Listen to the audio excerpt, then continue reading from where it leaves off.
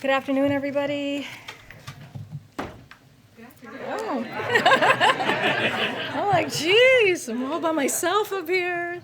Okay, so we have another special guest joining us today, Commerce Secretary Gina Raimondo, who is here to highlight how the bipartisan infrastructure deal will help close the digital divide in America for more than 30 million Americans who do not have access to reliable high-speed internet, particularly in minority and rural communities. As you all know, the Secretary is a member of the President's Jobs Cabinet, who was deeply involved in negotiations on the Hill that culminated in the bipartisan infrastructure deal, a once-in-a-generation investment in our nation's infrastructure and competitiveness.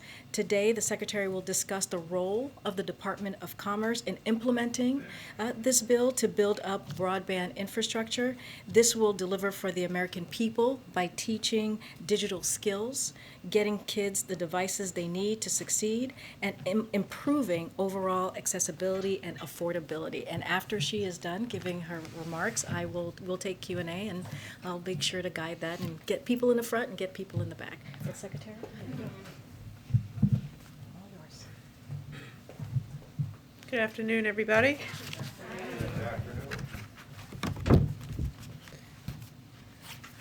Well, first of all, thank you for inviting me today. It's a pleasure to be with all of you.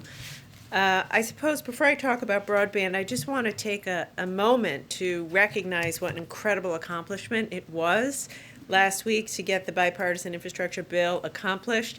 I can tell you, prior to this job, I was governor of Rhode Island for 6 years, and every year we were told an infrastructure bill was around the corner. It's going to come, Governor. The infrastructure money's coming. But of course it never did.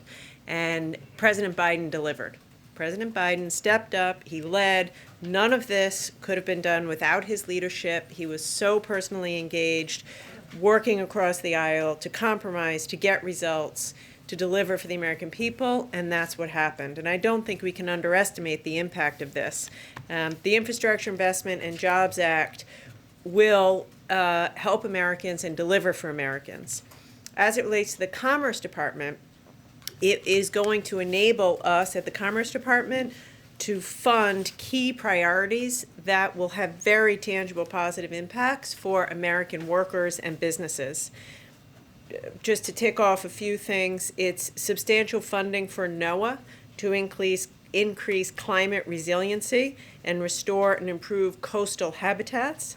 It is, very excitingly, permanent authorization for the Minority Business Development Agency and $1.6 billion to that agency.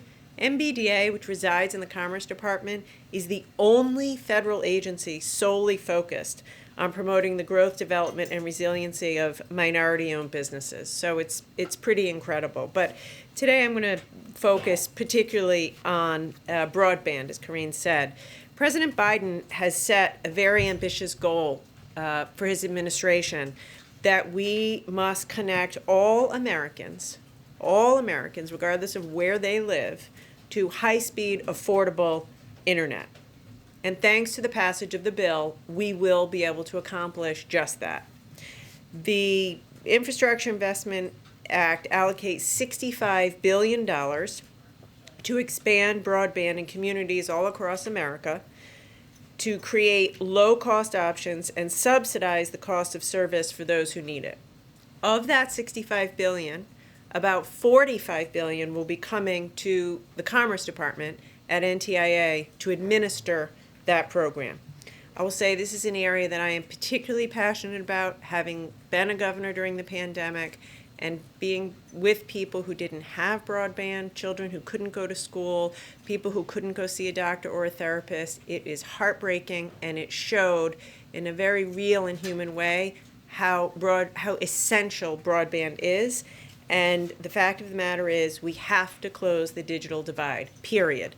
And this infrastructure bill will allow us to do that, and the $48 billion coming to the Commerce Department will allow us to do that. Beyond the physical infrastructure, laying fiber, affordability is just as important. Affordability is just as important as access. It does a family no good if there's broadband in their community but they can't afford it. Closing the digital divide means both providing the broadband and making sure it's affordable. So the investments in this bill will help ensure every American can access affordable high-speed internet, which means requiring funding recipients to offer a low-cost affordable plan. Everyone who gets a penny of this money is required to offer a low-cost affordable plan.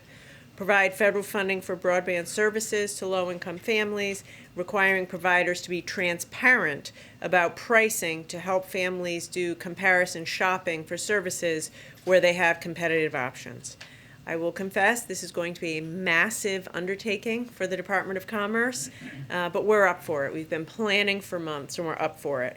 We plan to work in close collaboration with states, counties, cities, community-based organizations, and the private sector in partnership to develop grant programs which will ensure that we roll this out in an efficient manner. Broadband is the gateway to economic opportunity, and so in order to open that gateway, we're putting equity at the center of everything we do. I will say, to truly transform our economy into one that works for all Americans and one that will make our country more competitive on the world stage, we have to make investments in a way that is equitable and just. And we view this lens across all of the work we do at the Commerce Department, and it will be particularly front and center with the broadband work that we will be doing. It will not be easy. This will be technically difficult. It's an implementation challenge, but it is necessary. It is necessary, and I know that implementing this in partnership with our partners on the ground, we will be able to close the digital divide, close the innovation divide, and achieve the President's goal of making sure that every American, regardless of where they live, or the color of their skin, or their income, has access to broadband. And I will say, 30, 40, 50 years from now, we will look back on this as the turning point, as a critical turning point, because now that we're moving even more towards a digital economy and a data economy and a tech economy, nobody can be left behind, and that means everybody has broadband. And due to the President's leadership, we're going to be able to deliver on that. So with that, I will turn it over to you. Thank you. Go ahead, Rita. Thank you, Karine. Thank you, Secretary, for being here. Can you walk us through the logistics of how the money is going to be allocated? From what I understand, at least $100 million will go to states. And then is it totally up to the states to determine what projects to launch, or will there be federal oversight? But basically, I'm trying to understand how the money is going to get funneled through and how the remaining money is going to be allocated. Yes, thank you. So in terms of the practicality of it, each state will receive $100 million, as you say. The remaining money will be allocated based on need, based on how many underserved households there are in that state. So the whole name of the game here is to focus on the underserved and the unserved, and on affordability. We have to make sure that we don't spend this money overbuilding. So, which means we'll have to work very closely with the FCC and using their maps to make sure that we focus the money where broadband doesn't exist now. So we plan, everyone gets $100 million. Beyond that, it'll be based upon unserved, based upon need. We're going to give out a grant per state, and each state will then give grants to sub-grantees on the ground. We are, as I just said, very focused on equity and making sure there's affordability and ubiquity, which means we have to be flexible. Like in a state like Rhode Island, where I'm from, there's no rural Rhode Island.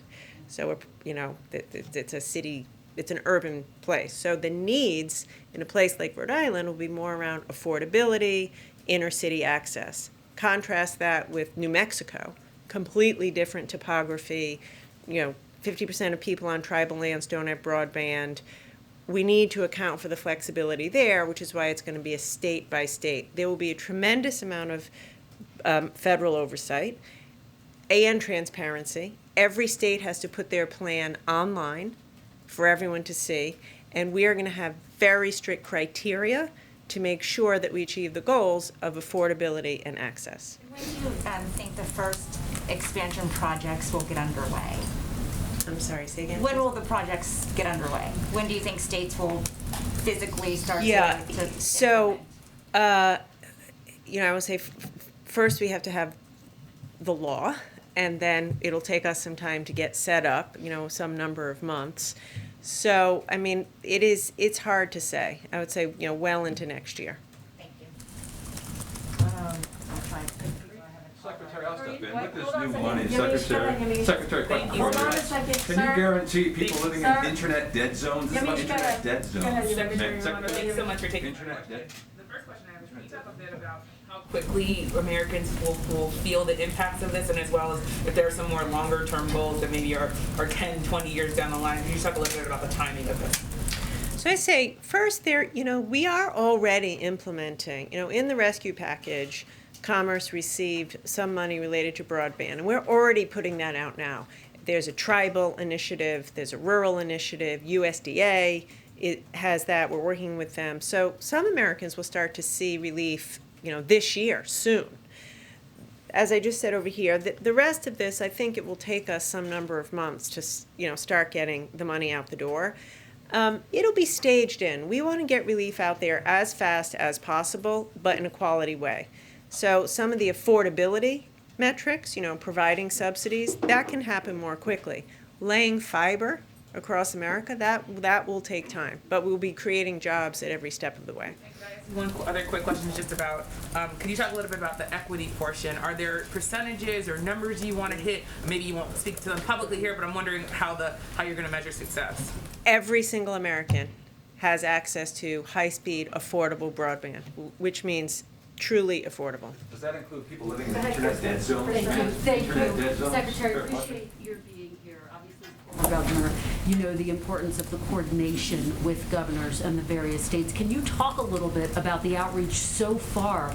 And are you taking the lead on that in terms of being in touch with these various governors as they implement these changes? Yes. So I should tell you, we've been preparing for this. We are figuring out already how we're going to staff it within the Department of Commerce, how we're going to make sure we have accountability. I've already had several convenings with governors. I've been speaking with governors, with mayors, with tribal leaders, and we will, now that this is official, we're going to significantly ramp up that engagement. And just to follow up very quickly, as you talked about, you need to target rural areas and then more urban areas. How do you determine which areas you're addressing first? Is it an all-hands-on-deck approach? How can we expect to see the rollout happen? We are asking each state to give us a plan. So we are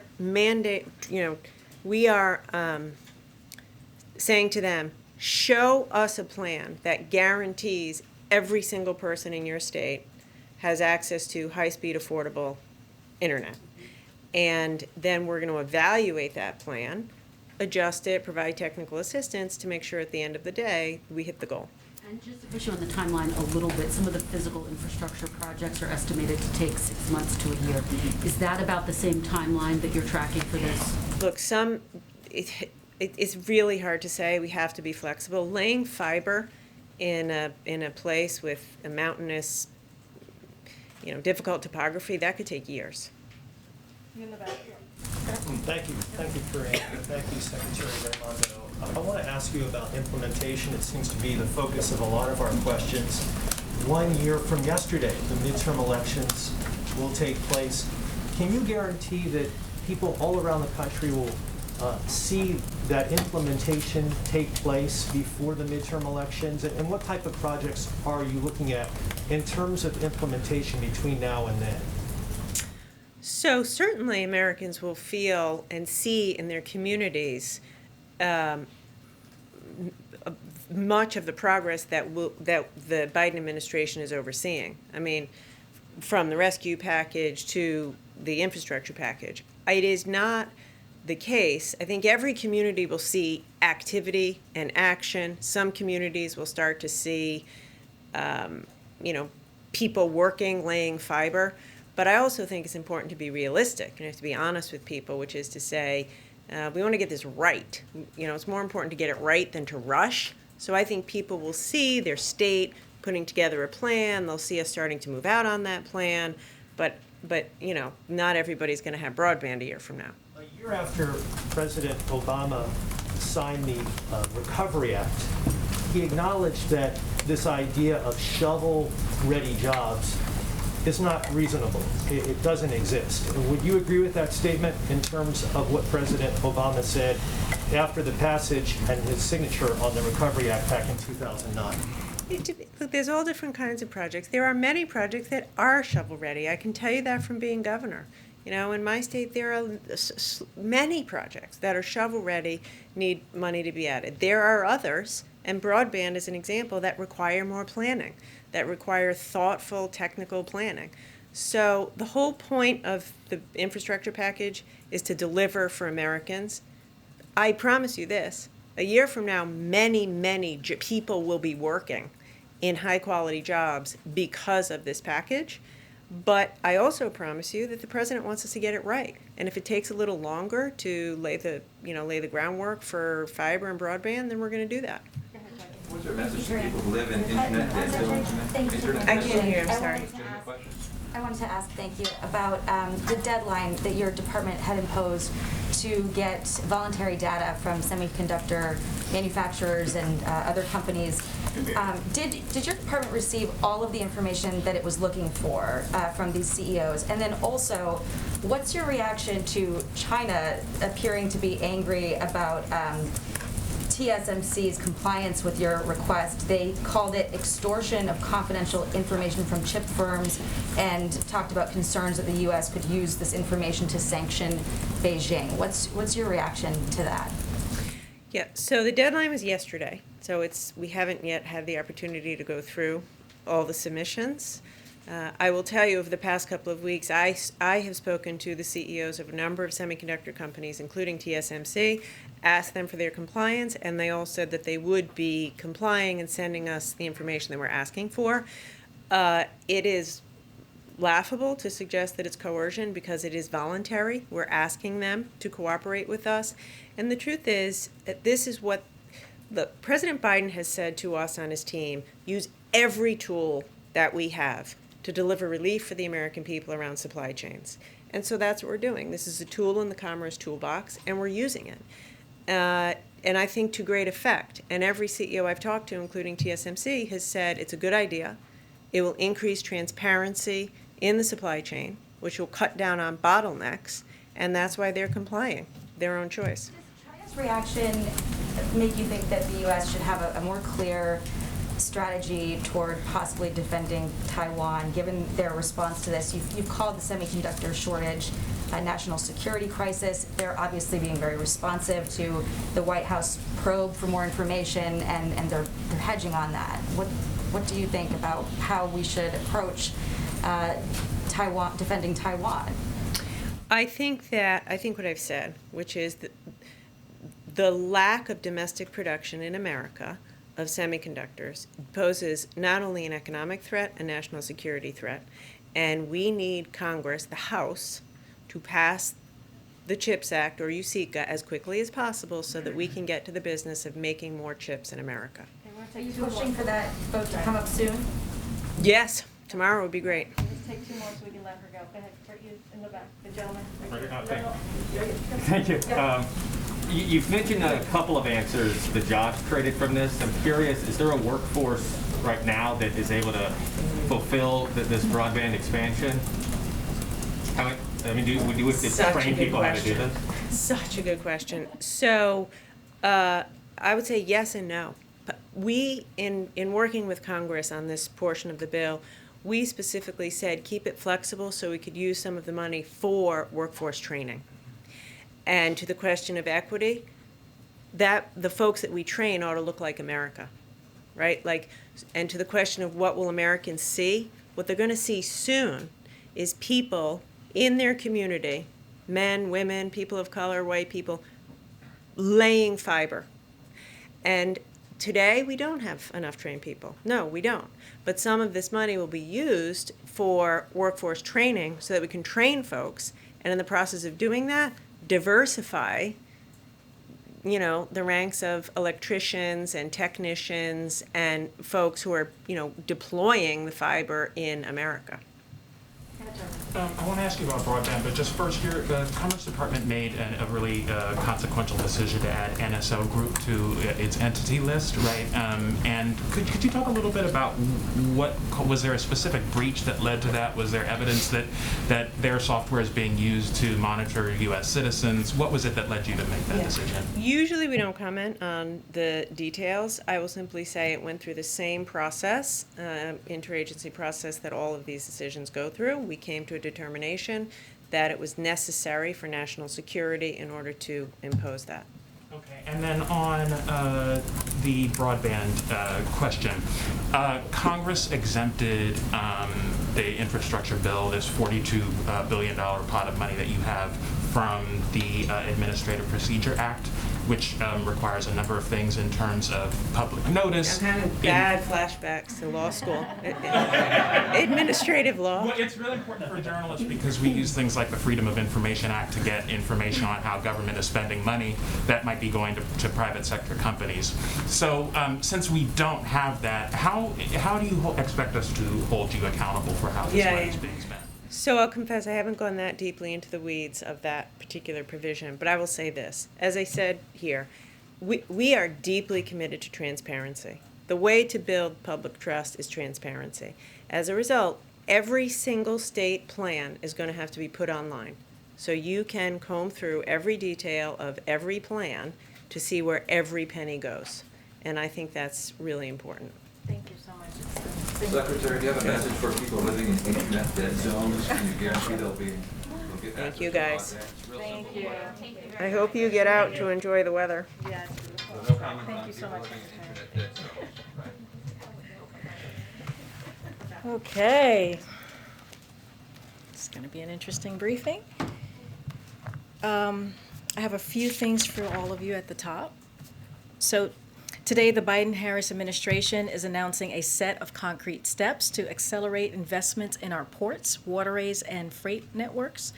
These goals and timelines will mobilize federal agencies, get money out of the door for high-impact projects faster, and lay the foundation for successful implementation of the historic investments included in the bipartisan infrastructure deal for our supply chains, jobs, growth, and competitiveness.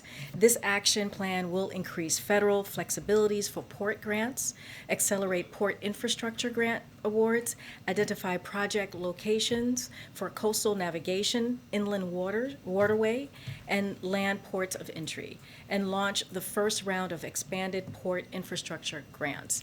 Outdated infrastructure has real cost for families, as we all know, for our economy, and for our competitiveness. We're seeing that right now, even as we move record goods through our ports, with supply chain bottlenecks forming that lead to higher prices and lower deliveries for American families. Even as we take immediate action, we have a chance to make lasting fixes through the bipartisan infrastructure deal.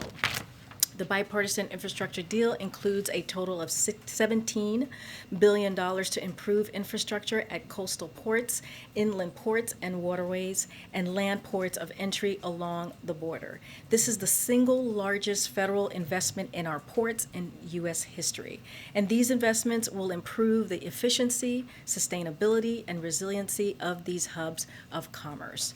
As you all know, the President will be visiting the Port of Baltimore tomorrow, where he will further discuss the administration's Port Action Plan and the historic investment in ports in the bipartisan infrastructure deal. Today, our U.S. Surgeon General, Dr. Vivek Murthy, released a community toolkit for addressing health misinformation, continuing his administration's work to combat health misinformation during the pandemic and beyond.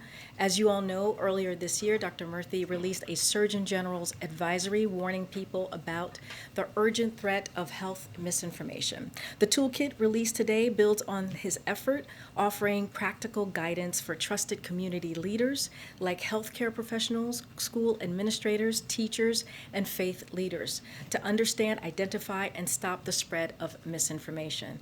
This is is particularly timely. Yesterday, Kaiser Family Foundation released its vaccine monitor findings outlining that belief in pandemic-related misinformation is widespread, with 78% of adults saying that they have heard at least one of 8 different false statements about COVID-19 that they either believe to be true or are unsure if it is true or false.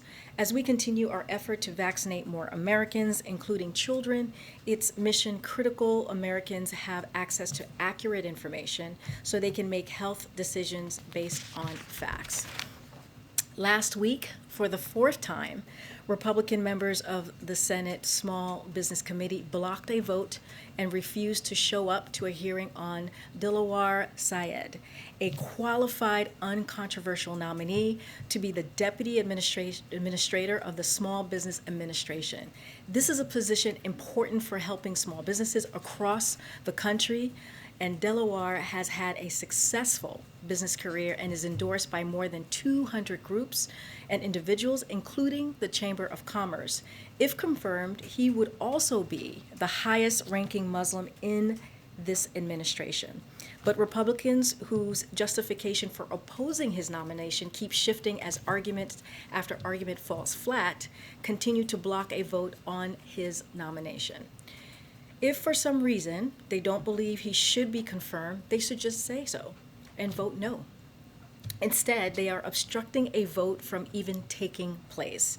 As the SBA works to help small businesses build back from the devastation caused by this pandemic, we call on these Republican senators to do their job and show up and allow a vote on this qualified nominee. And that's all I have. Go ahead, Alex. Thanks, Karine. 2 quick ones on infrastructure and then one on COP26. To start, obviously, we're all pretty interested in timing for this bill. And the president said yesterday in his WKRC interview that Americans could see some of the funds go out, quote, literally in a matter of weeks. What exactly could we expect to see happen that quickly? And is there a risk that he and other administration actors are overpromising at this point when, you know, the secretary just mentioned that it could take months for a lot of these programs to go forward? Well, I think there's what you call shovel ready and shovel worthy. These are things that you will hear us talk about a lot. And the secretary actually did say there are projects that are shovel ready and ready to go, and that is actually a real thing. One of the things that the president talked about last night, he identified like the Brent Spence Bridge as a major example of a project he expects to get funding. Right? The deal will also help transit expansion projects, including Valley Metro Northwest Phase 2 extension in Phoenix, Arizona, and Met Council Gold Line extension in St. Paul, Minnesota. So, you know, we're going to be working to pinpoint areas of the greatest need where these investments will make the big differences in the daily lives of families and create jobs. So we'll have more to share in the near future, but there are projects that are ready to go, and we're going to identify that, and we'll have more to share as the days come. And then following up actually on Trevor's comments on oversight, you all have talked about how important preventing waste and fraud and abuse are to the president. So can you speak about what specifics the administration is putting in place to prevent that? And how involved will the president be? Is he looking at deputizing like a similar role to the COVID czar, or potentially doing what President Obama did with him and having the vice president oversee implementation, or any of those things on the Yeah, those are all great questions.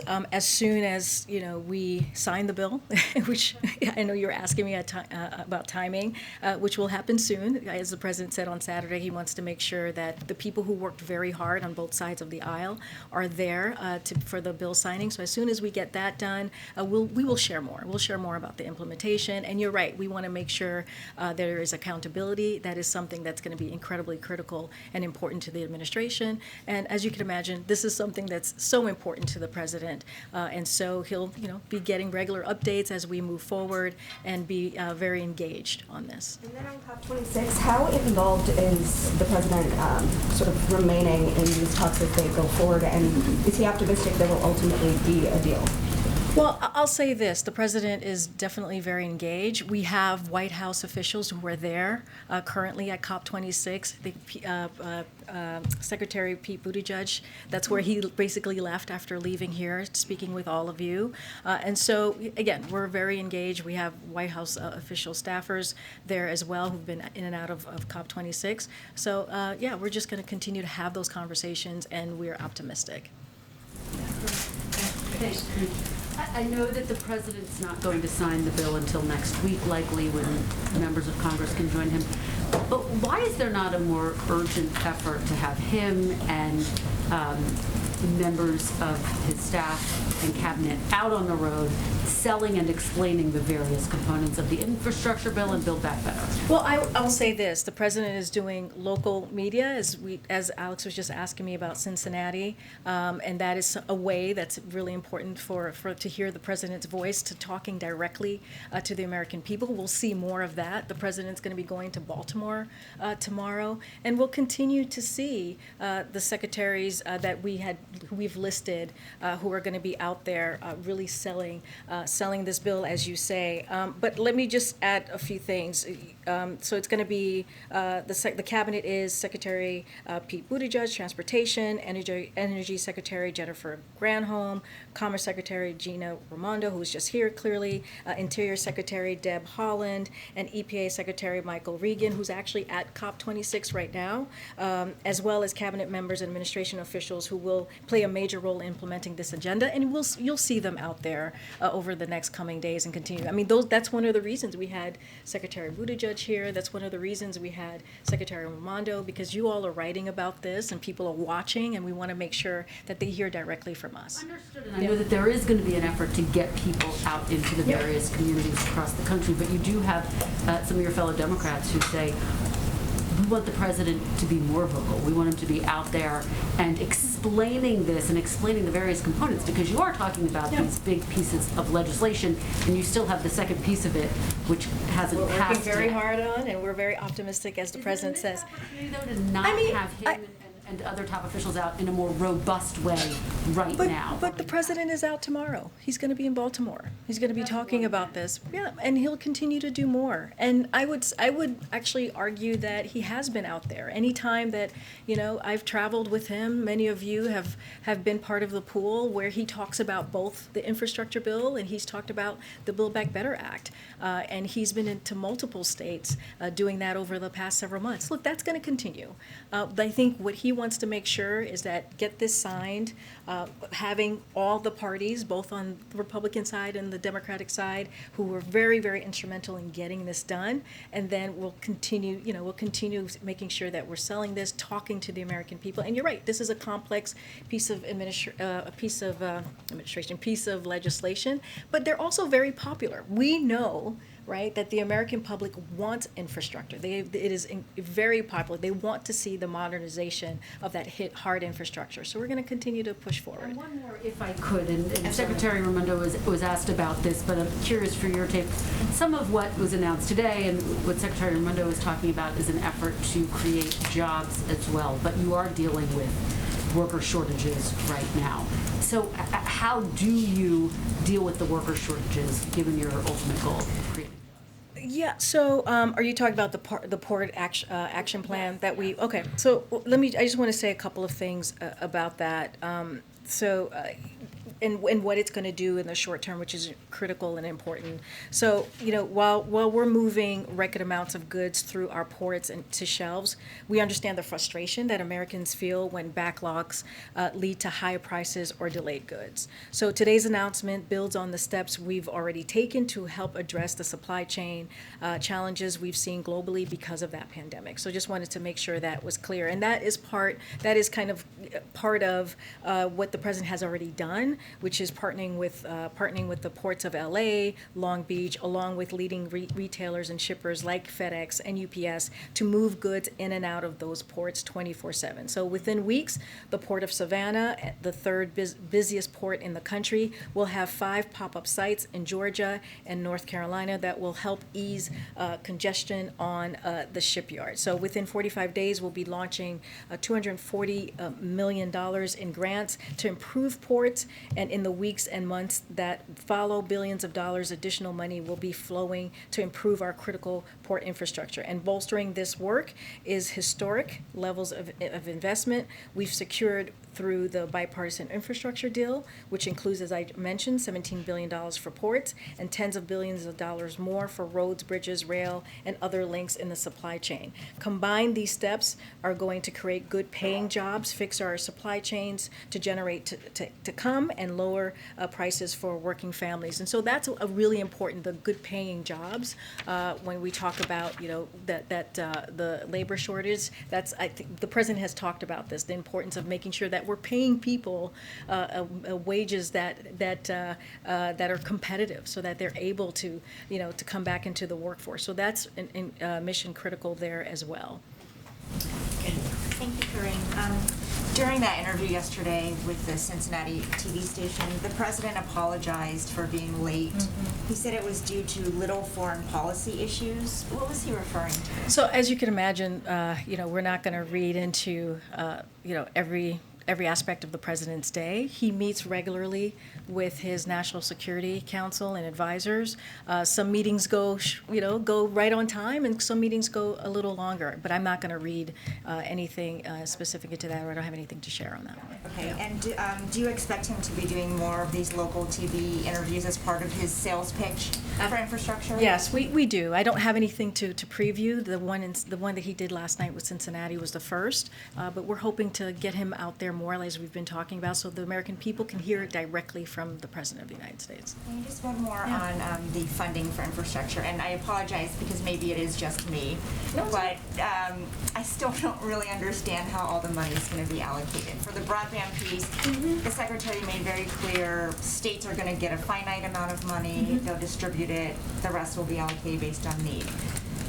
For all the rest of the money, how will it be distributed? Does it go to states first?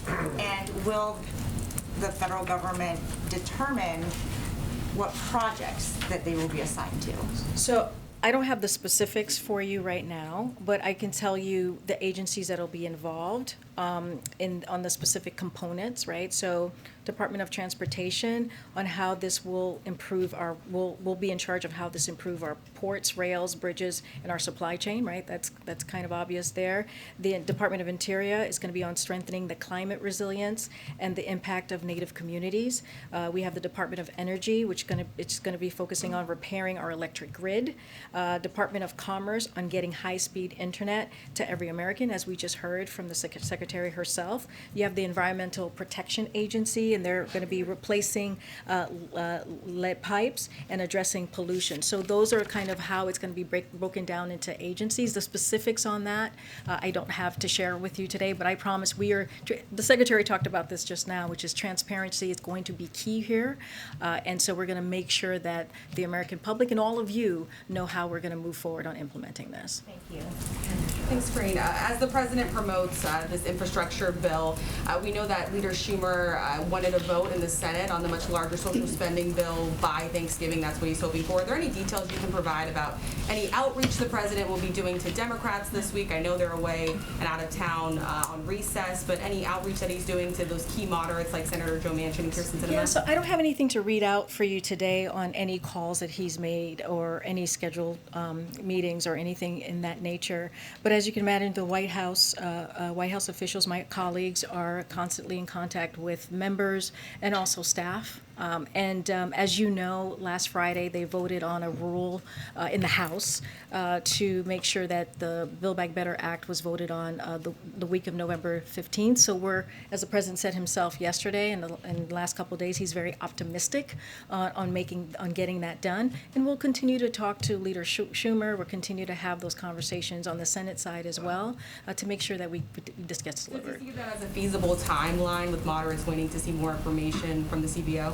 I mean, he sees this as an urgency, right? And we've said this before. Like, members understand how important it is to get this out, to get this done.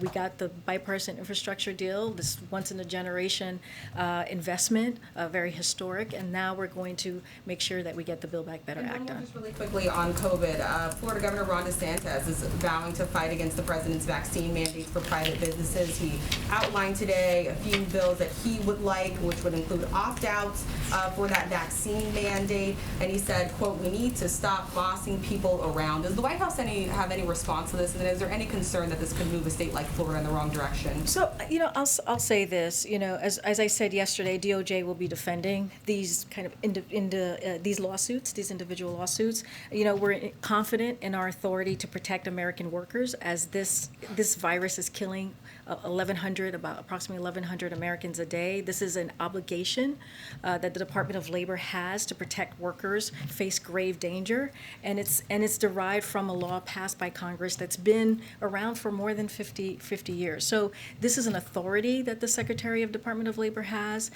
This is when you think about grave danger, when you think about 1,100 people dying a day, that is I think an authority that he can use to make sure that people feel safe in their workplace and that they don't get sick. So what we continue to advocate with from here is to push businesses to move forward with their policies now. These are policies that are protecting workforces and avoiding disruptions related to employees getting sick with COVID, as I just mentioned, expanding the workforce and saving lives. That's the business that we're in. That's why we put together, this president moved forward with this comprehensive vaccination effort very early on in his administration to make sure that we get to a place that we can get out of this pandemic. And the question is really that I have is, why are these legislators, these Republicans, getting in the way of that, getting in the way of saving lives, getting in the way of us making sure that the economy is working as well, and getting out of this pandemic? And so that's the question for them. Go ahead. So after Congress has passed the infrastructure bill, how much can the American people expect that inflation will be reduced as a result of that over the next 12 months, say? Yeah, I don't have a specific number for you. I'm happy to talk to our economics team and get something more granular there. But as we've heard from experts, whether it is an economist expert or the 17 Nobel laureate economists have said that this bill, the Build Back Better Act and bipartisan infrastructure, will ease inflation. So that's really important. That's something that we, when we hear members are afraid of going big, we say, well, this is going to actually help us in the long run, especially as we see with prices going up, we see the inflation continuing to be out there. And so that is really an important message that we have. I don't have, like I said, a granular number for you, but we know this from economists who have said that these two bills will help do that. Another topic, election integrity. A couple of my colleagues wrote a piece documenting nearly a dozen cases where people have violently intimidated or threatened U.S. election officials. There was one example where a man told election officials in Vermont that he would put a pistol in their mouths and pull the trigger. None of these cases that we documented, in none of them were any of the people arrested, charged, or prosecuted. Are we living in a country where there's impunity around these kinds of issues, and what level of confidence do you have in the Department of Justice to actually police these issues? Well, we have all the confidence in the Department of Justice. On these particular issues, clearly I can't speak to them here, so I would refer you to the Department of Justice on any specifics there, but we have complete confidence in the Department of Justice. Okay. Thanks so much. Yesterday, some Senate Democrats sent the president a letter on high gas prices and how to combat those, including suggesting banning crude oil exports. Is President Biden considering banning those oil exports? The oil exports from? The Senate Democrats wrote a letter asking the president to ban crude oil exports. Okay, got it. So the administration is closely and directly monitoring the situation. As we've said before, we've communicated with FTC, right, to crack down on illegal pricing and are engaging with countries and entities around the the OPEC plus on increasing supply. We're looking at all the tools in our arsenal. We're very concerned about the impact of high energy prices on consumers, especially as we enter the colder months. And so we're continuing, like I said, to monitor the situation, and we're going to do everything that we can from here to address. So is that something that President Biden is considering?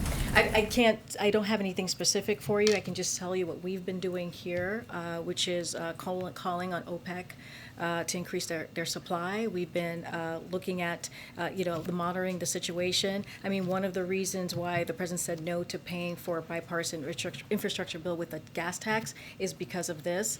And so we're going to continue to just keep an eye on this. And like I said, we're going to, we have tools in our tool belts that we can potentially address this with. So the only other tool that we've heard mentioned, though, from the administration is maybe tapping the Strategic Petroleum Reserve. We haven't really heard anything else specific that the president is considering. Is that because he feels that his hands are tied when it comes to what he can actually do to try to combat high gas prices? No, I wouldn't read it that way. We just don't have anything right now to announce. But like I said, we're monitoring this, and we're working through what is it how we can actually address this. And one logistical question, is there a summit happening next week between the United States, Mexico, and Canada here at the White House?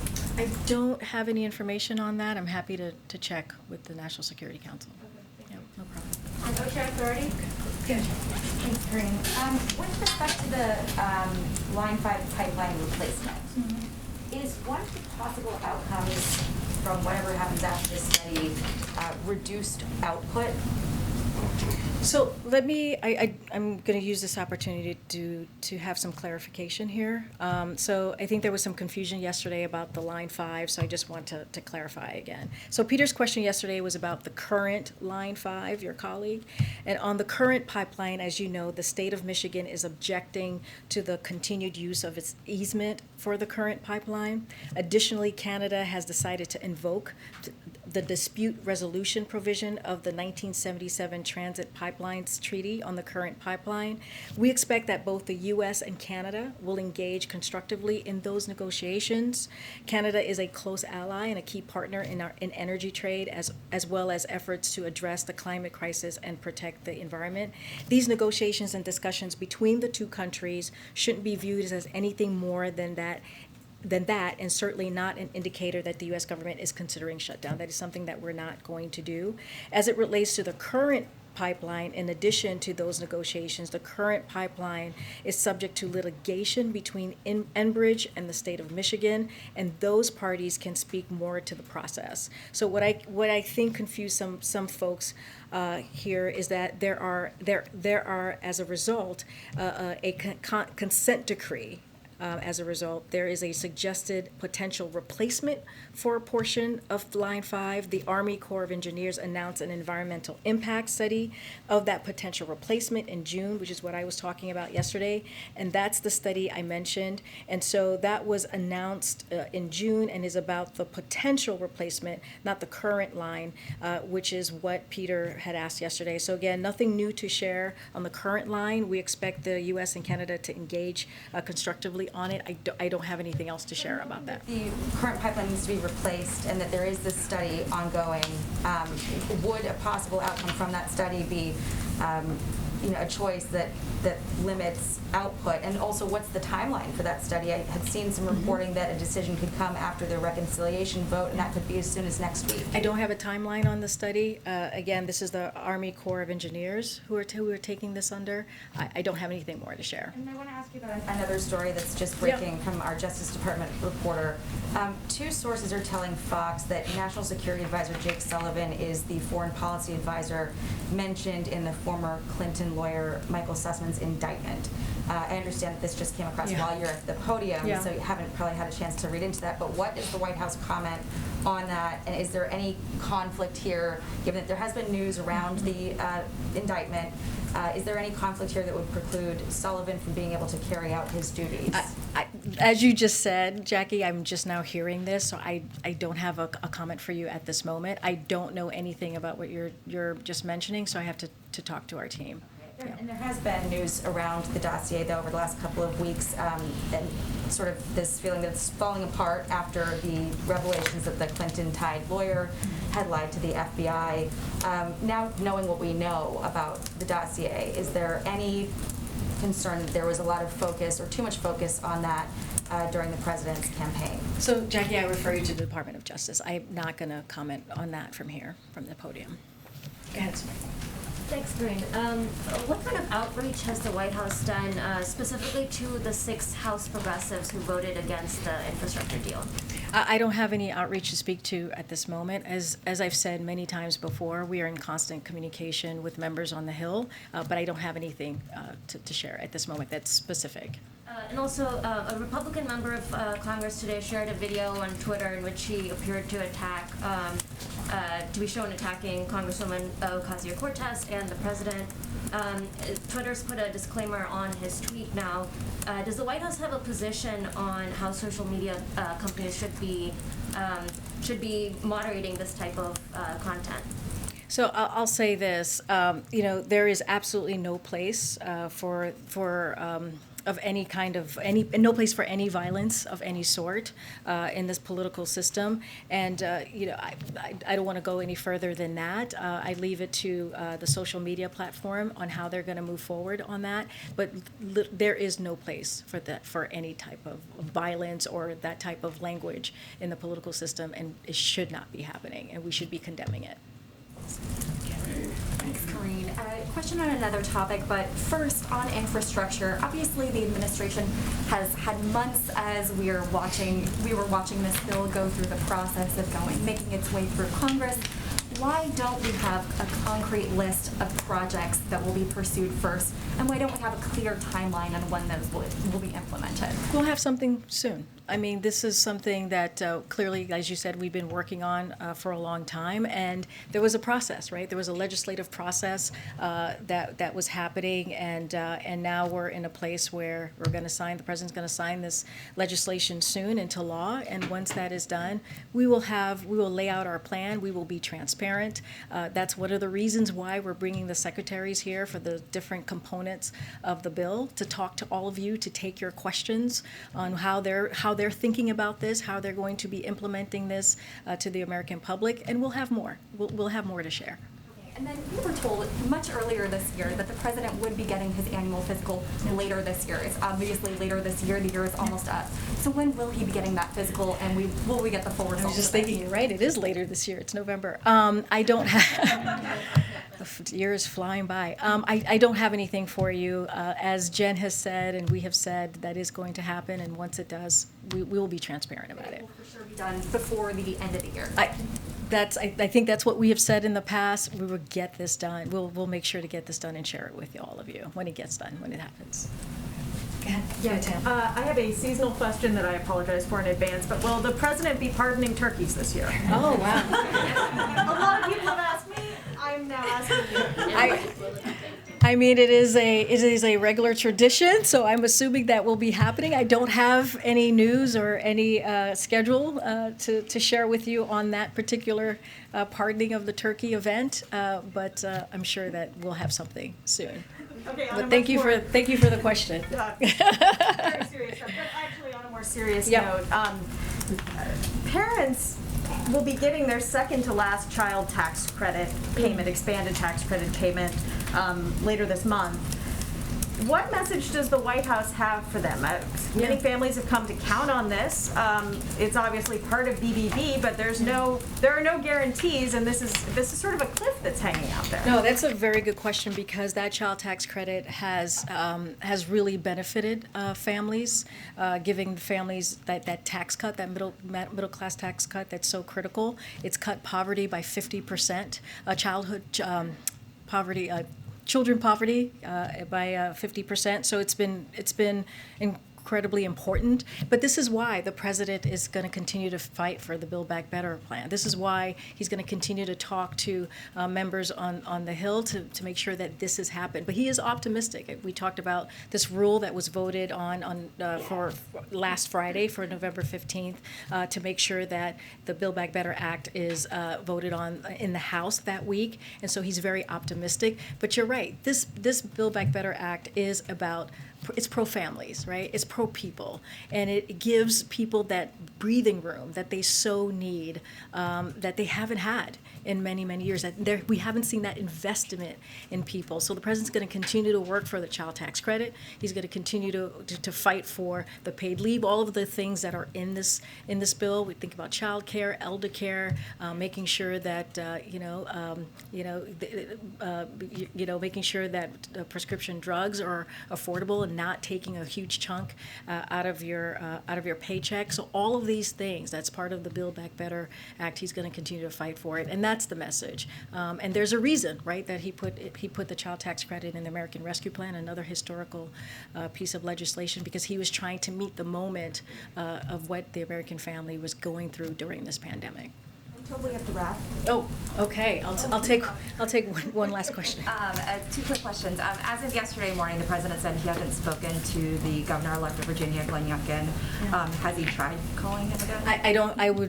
I don't have anything more to read out from what I said at the podium last week. I don't have anything more. And also, obviously, when a president goes on something like a sales tour of his infrastructure plan, where he goes matters and sends a message. So can you talk about why specifically the Port of Baltimore was picked versus a lot of the other ports like Savannah or Los Angeles? So he'll speak to that tomorrow, so I don't want to get ahead of the president, but he'll lay that out for all of you as to why he's there. But as you can imagine, it's very important to the supply chain and all the work that he's doing to make sure that we deal with the issue that we're having currently. Do you have an update on Ethiopia? That's all I have for you guys. Thank you. I called on the back. We had Raimondo take questions from the back, guys.